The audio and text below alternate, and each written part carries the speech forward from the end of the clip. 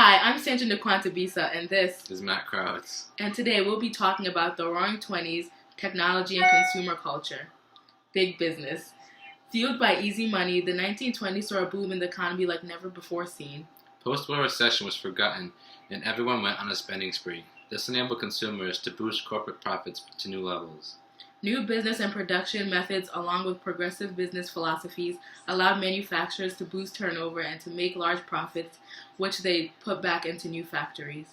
Henry Ford used his huge buying power to set up discount grocery stores.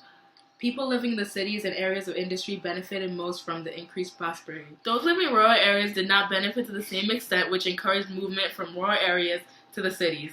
This trend still exists today.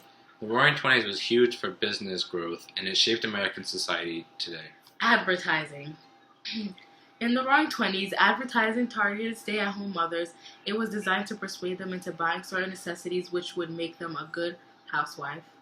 These items included fridges, washing machines, pianos, vacuums, furniture, and radios. These items were purchased through installment plans. And installment plans were basically like what they have today, like layaway. You pay a little at a time. You keep the product, but you gotta pay more. Also during the 1920s, the advertising executive and author Bruce Barton created the book The Man Nobody Knows, which was the decade's most popular work about Jesus.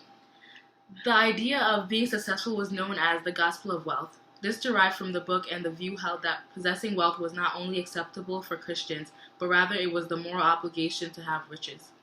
The idea that wealth was the result of hard work and God's blessing. Likewise, the condition of the poor was the result of their own moral fallings, so society should not help them. This idea is still seen in today's society, and many believe that poor, homeless, or people on welfare did it to themselves. The belief is that they could have created a better life for themselves, as seen in the 1920s. Credit new transportation with airplanes and autos. When World War I ended in 1918 and the troops came home, people felt very optimistic. This optimism led to an extraordinary decade that brought new ways to travel. During the 1920s, railway stations had a major boom, and Southern Railways operated 100 daily trains, and another station opened up called the Atlantic Coast. More than 15,000 towns and cities had railway stations. In the 1920s, railways developed new programs for vacation travelers, comfortable Pullman cars for spending the night, and quality food and dining cars made long-distance traveling a pleasure. By 1921, Model T Fords were the most popular car because of their reasonable price and reliability. Many were frustrated due to the driving on the dirt roads, which made mud a huge problem. Responding to public demand for better roads, the legislature passed the Historic Highway Act, which included a 1 cent per gallon tax on gasoline to help finance hard-surface, all-weather highways. Also, there was a major boom on airplanes in 1920s.